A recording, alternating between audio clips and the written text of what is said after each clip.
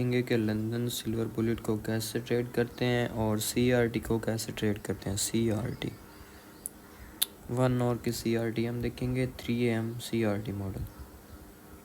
First हम आ गए 1 our पे। ये 1 आवर का हाई था,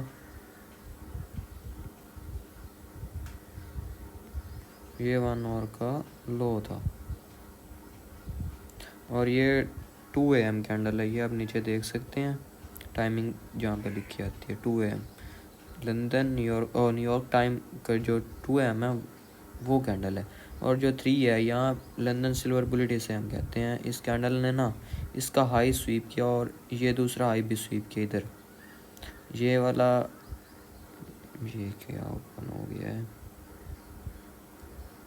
इसने ना ये हाई भी स्वीप किया है और इस कैंडल का हाई भी स्वीप किया है। और जब इसने इसका हाई स्वीप किया हम 15 मिनट में शिफ्ट हो गए और नीचे ना ये डबल बॉटम लिक्विडिटी पड़ी है। तो मार्केट लाजमी सी बात है इसको तो लेने आएगी। यहाँ से बहुत से रिटेल ट्रेडर्स ने एंट्री बनाई हुई होगी। 15 मिनट में हम गए, ये देखो ये CRT का हाई था, ये लो था। इधर हमने देखा कि पीछे BPR है। BPR मतलब कि ये जो है ना FVG, ये मिटिगेट हो गई, इसको कोई रिस्पेक्ट नहीं मिली तो ये IFVG बन गई, मतलब इन्वेरिएंट फेयर वैल्यू गैप। और ये जो है ना इस फेयर वैल्यू गैप के साथ कंबाइन हो रहा है तो हम इसको बोलेंगे fair BPR, fair value gap. और इन्वेरिएंट फेयर वैल्यू गैप जब कोलैप्स करते हैं, आपस में मिलते हैं या एक दूसरे के साथ कंबाइन हो रहते हैं तो उसको हम BPR कहते हैं। ये देखो मार्केट ने बोला है ना रिसेंट कैंडल की लिक्विडिटी स्वीप की है। ये देखो लिक्विडिटी स्वीप हो गई और 1 आवर कैंडल की भी लिक्विडिटी स्वीप हो गई और रिसेंट हाई की भी लिक्विडिटी स्वीप हो गई। तो देखो इधर जब लिक्विडिटी स्वीप हुई तो टाइमिंग हो रही थी 3 टाइमिंग हो रही थी यहाँ पे 3, ठीक है, 3 टाइमिंग हो रही थी। तो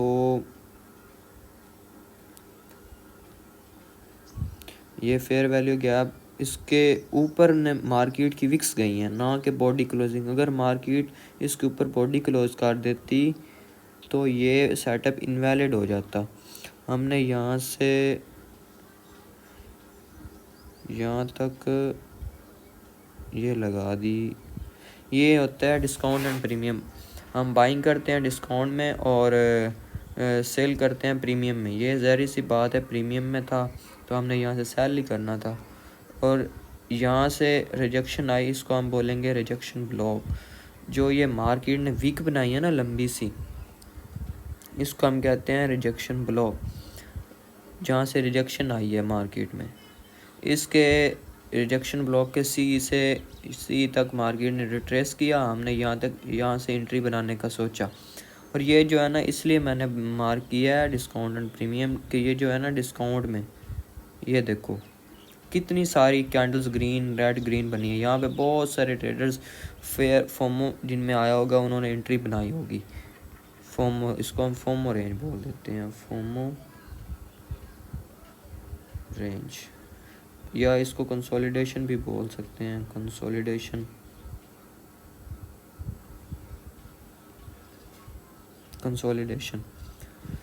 यहाँ ऊपर और नीचे ऑर्डर्स बिल्ड हो जाते हैं और मार्केट ने पहले लो स्वीप किया इनका और फिर हाई स्वीप किया और फिर लो की तरफ चली है, ठीक है, लो स्वीप हुआ, ठीक है। तो मार्केट में जो ये 2 लो थे ना, इन्होंने मार्केट को मैग्नेट की तरह अट्रैक्ट किया अपनी तरफ। इसकी लिक्विडिटी स्वीप की और मार्केट अब अपनी नेक्स्ट मूव की तरफ जा रही है। यहाँ पे हमने 3-4 चीज़ें यूज़ की हैं। एक तो हमने CRT यूज़ किया 1 और कैंडल, ये एक कैंडल है, ये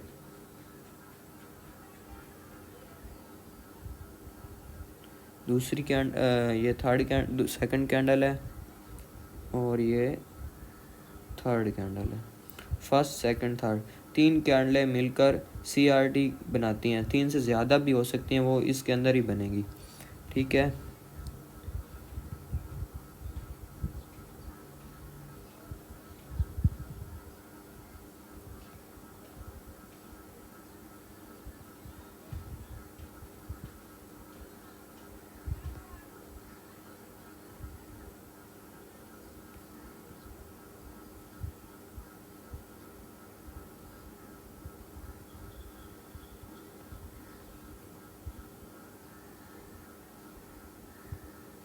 ये जो है ना CRT बन गई, एक किस्म की CRT।